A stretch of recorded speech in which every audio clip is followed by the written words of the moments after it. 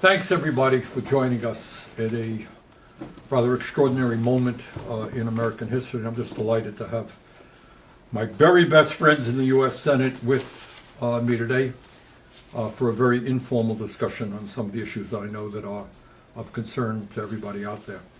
Well, let me just start off by once again talking about why we are in this shutdown. And we are in this shutdown because we refuse to allow the American healthcare system to collapse.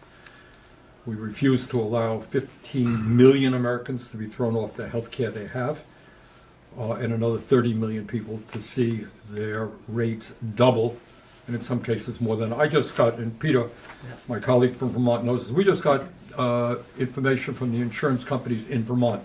It'll vary up and down in different states. In Vermont, we are seeing in Burlington, Vermont, for a family of four, of $129,000. Their premiums are going to quadruple, going from about $900 a month to somewhere around $3,600 a month. That family of four in Burlington, Vermont, will be spending about $55,000 a year on health care. All right? Basically insane. And that is up and down, more or less, what's going on all around the country. So that's going on in Vermont. What's going on in your states, guys? Well, certainly in my state of Oregon, we are having demonstrations against the federal agents who have come in to provoke violence. And those demonstrations are demonstrations of joy and whimsy, because the people of Portland decided not to take the bait. They understand that the president's trying to create violence and use violence to justify more authoritarian power. And that this idea of deploying our military against domestic demonstrations is a key part of an authoritarian setting the stage for future actions, becoming the courts, giving approval to it, getting the military used to taking commands to go in. And I think the response in Portland has been incredible. Complete restraint, even when provoked by federal agents, proceeding to do things like women coming down doing pastries in pajamas, and folks bringing down their pets and doing paws, as in paws of a dog, paws for peace, and proceeding to dress up as the group of frogs and other characters dancing in the street saying, we are protesting. We're doing it Portland style because we understand what the president's up to, and we're not going to be supporting or helping his authoritarian strategy. Okay. Maybe back to healthcare for a second, So, Tina? Bernie, as you were talking, I was just thinking about this email that I got yesterday from a Minnesotan, and she said, first of all, she said, I want to write to thank you for fighting for affordable health care. So people, I think, are paying attention to what this fight is all about. They understand that we have a president who's giving tax breaks to gazillionaires, but can't seem to find the money to lower healthcare premiums for people that are just regular people. So she says, I logged on to my account today and found that my monthly premium is increasing from $1,000 a month, which is a lot, to $3,163 a month. And she says, this is catastrophic. For my husband and I, we can't afford this, and we're going to have to go without health insurance. And so again, we've been saying that this is a now problem. This isn't something that we can maybe get around to solving in January or December. So it's not just Vermont, it's Minnesota, and I suspect it's all of us. Right. Tripling of her healthcare premiums. Yes. To be $36,000 a year. Yes, that's right. And she says, this is really what got me. She was an educator at a Catholic school, and she said that this is more than what her annual salary was when she was a teacher. Wow. Yeah. That's amazing. By the way, what's so astonishing about this, Trump has been picking on blue states, want to inflict the pain on blue states. This affects folks who voted for him. I mean, these premiums don't go to Republicans and Democrats, they go to families. They go to teachers. And everyone is going to get hammered on this. And what we're fighting for is health care, regardless of who you voted for. And 78% of the folks who are on the exchange are in states Trump won. Yeah. So we're not advocating for blue versus red values here. We're talking about health care for the entire country. Exactly. And it's a bipartisan issue. It's a fundamental foundation for a family to thrive. Yeah, while we're on that issue, just because I think we should hone in on this, because some of us get asked the question, why are you all fighting this fight so much when some of the biggest beneficiaries are people who live in red states? And the answer is, we're not like Trump, right? We don't try to punish people who voted against us. We want to make sure everybody has access to affordable health care. And Peter, when you said that, I've got this list here of the states that are going to see the biggest increases in their premiums. West Virginia, Wyoming, Alaska, Tennessee, these are in order. West Virginia, 387%. We've been talking about doubling, tripling. And But it's if a you go poor down the state. list, West Virginia is a struggling state. you go down this list, and like the first 12, 14, 15 of the states that will see the biggest premium jumps are red states. But we want to make sure people in red states, did- blue states, purple states, everybody. this is all red, white, Did it blue, ever right? This is all occur- about Americans. I mean, And- honestly, did it Yeah. ever occur to anybody in this room that we should not worry about people in West Virginia because they voted for Trump or No. Idaho? Right. I mean, maybe we're old-fashioned conservatives who believe that we live in one country, right? That's We're all in exactly this right. together. But Elizabeth? you know, it is about values. You've got that exactly right. So I keep watching right now as people are seeing tripling healthcare, health insurance costs, quadrupling. But the Republicans, Donald Trump has managed to say we're gonna still set aside $20 billion to send to Argentina to prop up Milei, this right-wing buddy who has sucked up to Donald Trump for years, who's in terrible trouble. People of Argentina, it looks like, are going to vote him out. So Trump is willing to rush him with $20 billion. And we learned yesterday that, 20 may not get the job done. So they're going to $40 billion. Now, there are two things to watch about this. The first one is $40 billion when families here in our states are not going to be able to afford health care. The lady you're talking about just says, we'll just have to give it up Right. and hope for the best. $40 billion, what that would mean in our healthcare system, more than cover all of these, this help for people to be able to pay their exchange insurance policies. But the other half of it is it's not like it's $40 billion to go in and feed poor children in Argentina.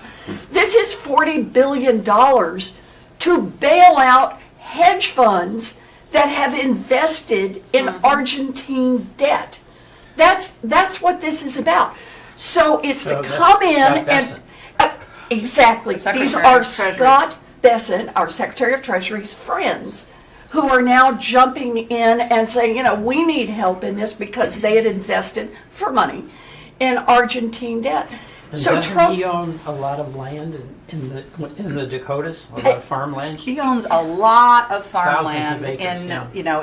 in the northern tier of this country. That's exactly right. But finish, Elizabeth, No, because I no, want to but get your in on this point- because I think this is so important. your Yeah. point is a good one because this is about, you think of a president of the United States is supposed to be watching out for us, for all of us, Wait a right? minute. What was it? America first! Oh, No! yeah. Did I hear that one? It sounds Okay, like so Argentina here's the- comes ahead of the United Yeah, States. it's in this house. Argentina then America. So let me tell you how this is going over in Minnesota right now. So we know like roughly a quarter of American farmers, family farmers, are buying their health insurance on the exchange. So they're getting walloped Yeah. by these big insurance premium increases. But at the same time, Minnesota soybean farmers are just Impoverished. creamed because they have no markets for our soybean products because of Trump tariffs. And so when they read in the morning newspaper that Donald Trump is sending $40 billion to Argentina, and that is actually where China is turning to buy Yes. soybeans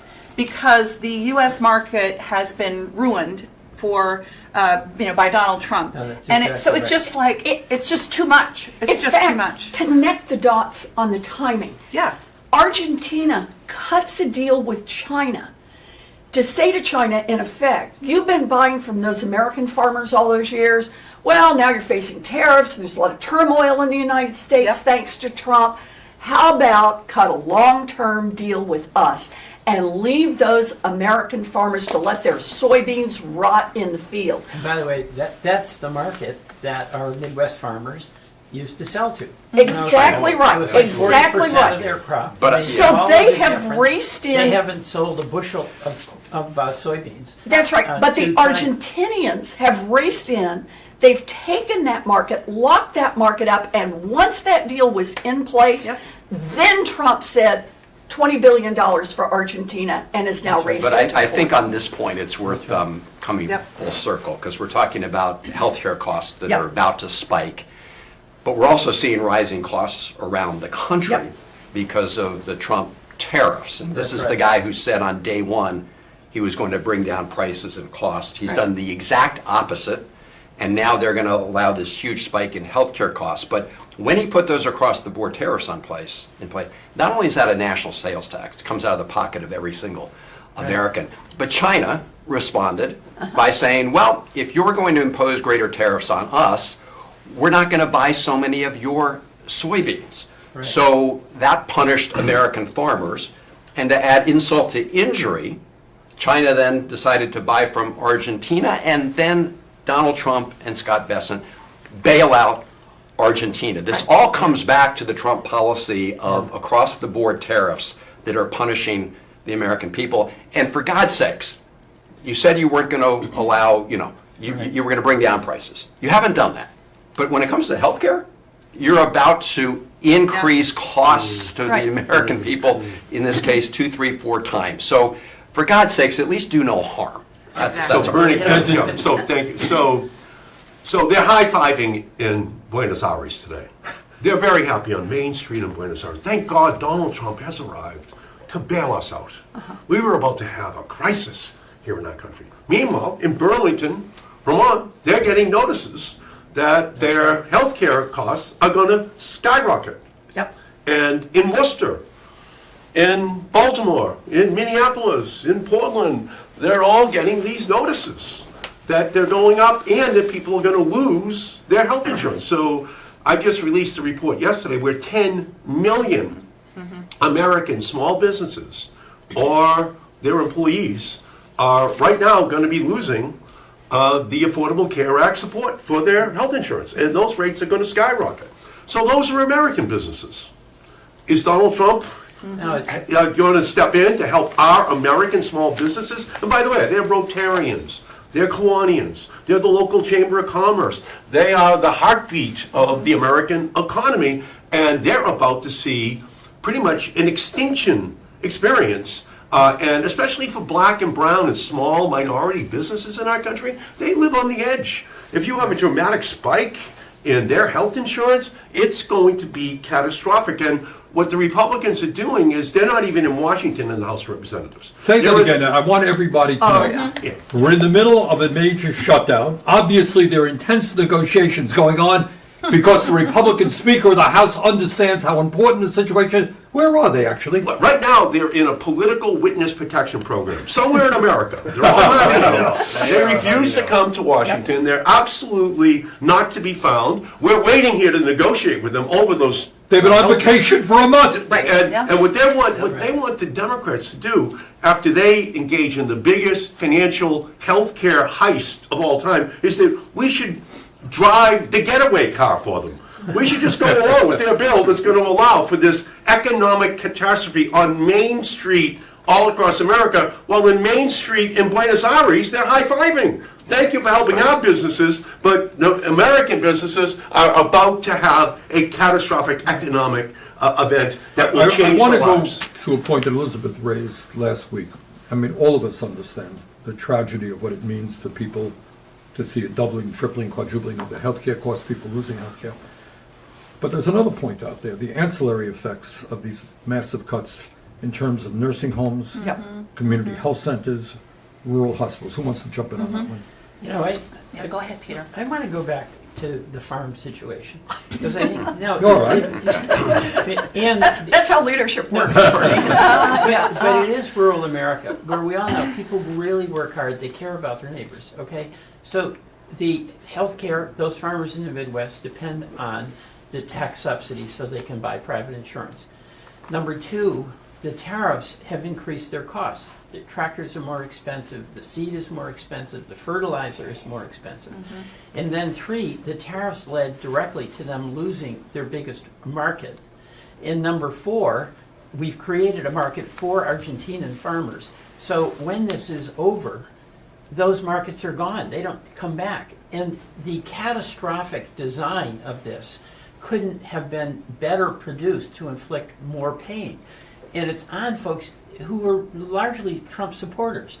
And this is the payback they get. And with the other ancillary effects. which Good, no- all right, let's get there. All right. Getting there. Look, all I would say. No, but it's the One community second. hospitals in rural America play a major role in that community, and they do in Vermont, Bernie. One of the things that I find really upsetting, we are the richest country on earth, and the way we treat elderly people, disabled people in nursing homes is beyond disgraceful. I don't know about your states, but in Vermont, nursing homes are shutting down, they're understaffed, underfunded. Well, yeah, I mean, they called it their big beautiful bill. It was beautiful for billionaires. For everybody else, it sucks. When they cut Medicaid, they cut the primary insurer for nursing homes. Right. Right? Most people in nursing homes are covered by Medicaid. So when they 2 out of 3. whack Medicaid, they are essentially making it much harder for people to be able to go to a nursing home. And nursing homes are already, as we all know, Yeah. completely underfunded, and in so many cases, an unacceptable situation for our seniors. So they've taken that, made it worse. They're also closed, rural hospitals are going to close around the country. All of that, again, as you said, Bernie, at the beginning, to provide billionaires Right. and very rich people with a huge tax cut. In fact, they extended tax cuts for the billionaires and the very wealthy in their so-called big beautiful bill. The one tax cut they did not extend Right. was the tax premium support that allows middle-class families Right. to afford health insurance. That's the one tax cut they let expire. They let that ticking time bomb go boom, boom, and it's going to explode if we don't deal with it. And, by the way, one of the things that is driving up healthcare costs are the Trump tariffs. Right. Because a lot of medical supplies, pharmaceuticals, other big expenses of rural hospitals and nursing homes have this tariff on top of them, which means that everything costs more. And, I just want to debunk this one thing that our Republican colleagues have been saying. They're saying, the Democrats are insisting that we roll back this $50 billion in support for rural hospitals. So everybody should just know that this is total nonsense, because they put in this sort of special program for rural hospitals. They needed to do that because they screwed rural hospitals by cutting $150 billion out of Medicaid, which is the insurance that rural hospitals count on. So do not fall for this story that they are pushing out there, because it's just complete bullshit. But in addition, what you were trying to do is just make sure that all undocumented people in this country. Right. Isn't that the other thing? That's right. And people, they're still pushing out that story, even though it is completely debunked. The federal law says that you cannot use federal funding to provide health insurance to people who don't have documents, who are here illegally. And so it's just that they're falling back on this nonsense because they know that they are losing the argument with their base voters who are looking at their health care costs going up and can't afford it. I want to move on to, what Jeff started a moment ago, but before we do that, let me I think I speak for everybody here.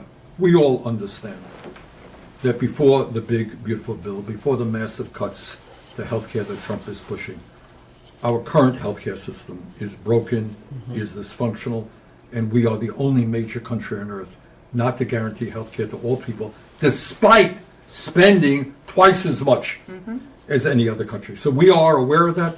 I think I speak for everybody here who believes that healthcare is a human right, and that's where we got to go.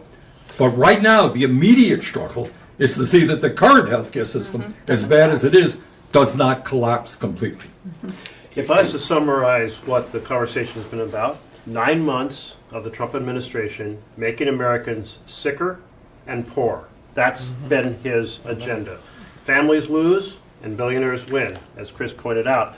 but it's also about this authoritarian takeover, because we're discussing tariffs, but the fact is there is no law that gives the president the ability to set tariffs. That's why we've seen no other president do that. We're discussing sending $40 billion to Argentina, but there is no law that said send $40 billion to Argentina.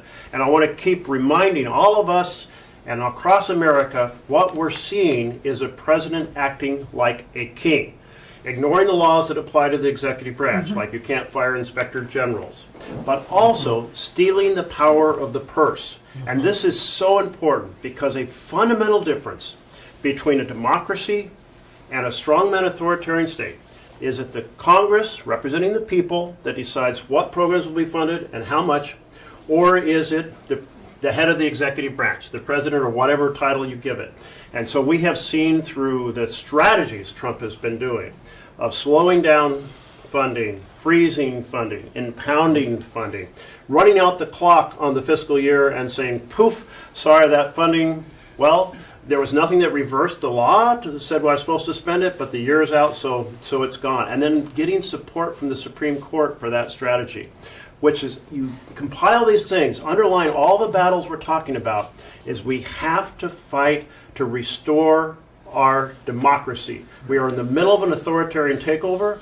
It is no small thing, the biggest threat to our republic since the Civil War, and we have to stand up, exercise our oath as senators, and reclaim this country for government by and for the people. Right.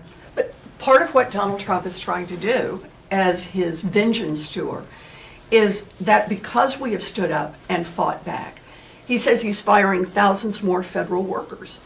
And he's already been through with Elon Musk and the chainsaw, tried to cut down branches of government that work for the people, like the Consumer Financial Protection Bureau, and just lay people off everywhere he could. I think we all have to be clear on this. It was illegal when he did it when government was open, and it is equally illegal when he does it when government is shut down. But this is about Donald Trump believing that the state, the power of government is his to be used for the vengeance he wishes to wreak on whoever he sees as those who cross him, those who stand up to him, and the power of taking U.S. taxpayer dollars and shooting them off to Argentina or wherever else Donald Trump wants to send them. And you are right, Jeff. That is the action of a king. And we don't have kings in the United States. We need to remind Donald Trump of that. Yeah, so we've got a crisis right now, and these hedge fund guys, they want to get their payback for their support for Donald Trump in the election. And the three top hedge fund managers in America made more money last year than all 120,000 kindergarten teachers in our country combined. Okay. Who did more for our country last year? Like, those 120,000 kindergarten teachers or three hedge fund guys? They're the ones that are going to get bailed out in Argentina and here. And simultaneously, he wants to destroy the entire Department of Education Yep. and the EPA, take that funding, and then with a Robin Hood in reverse strategy, give all that money in tax breaks to billionaires and millionaires, to hedge fund guys. And so health is the first wealth for every family. If you don't have your health, you have nothing.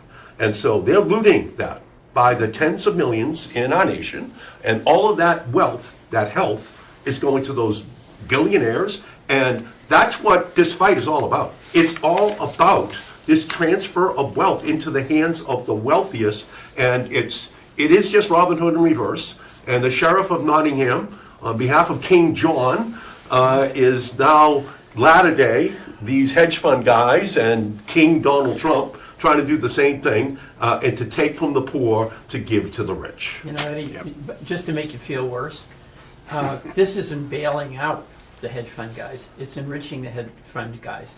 They buy the debt like at 20 cents on the dollar because it's going south. Well, with the bailout, it means they may get $1 on the 20 cents. So this is a total sweetheart deal. Just like the taxes. Well, we Total remember on sweetheart. Inauguration Day, right, when he told the American people it was going to be a new golden age for America. But the people he was really talking to were the people sitting right behind him, Elon Musk, Mark Zuckerberg, the other billionaires. This cabinet is just filled with these cabinets. The ones with the gold. Right, the ones with the gold. That's what he means by golden age. Yeah. More gold for the already rich in Right. America, and he is determined to shut down all opposition. I mean, that's what authoritarians do. And, Right. Elizabeth mentioned, we don't believe in kings in America. So tomorrow, everybody will have a chance to say we don't have kings in America. And why this is important, though, is Donald Trump is trying to use intimidation and the force of the federal government to silence people and get them to shut up. And so it's really important that everybody speak out loudly and also take actions, peaceful actions, to demonstrate that we won't support a king. And I've said this before, but I do think it's important that we call out those who capitulate.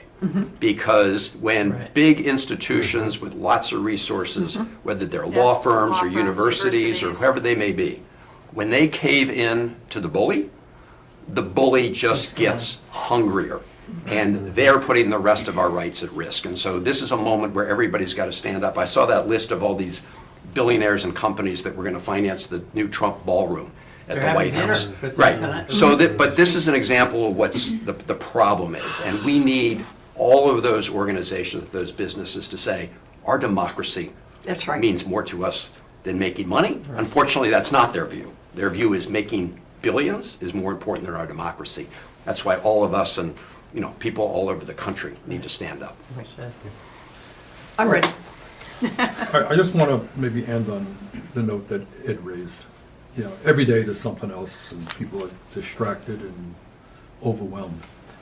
But I want you, and Chris made this point, I want you to think back to Trump's inauguration, who was standing right behind him. The richest people in the country. And 10 months later, how are those people doing? They have been making zillions and zillions of dollars. They're doing phenomenally well. How you doing? How you doing when you walk into the grocery store? Can you afford decent quality food for your kids? What about your rent? What do you pay? 40, 50% of your income in rent? And now you're dealing with health care? Double, triple, quadruple, or maybe you're going to lose your health care at all.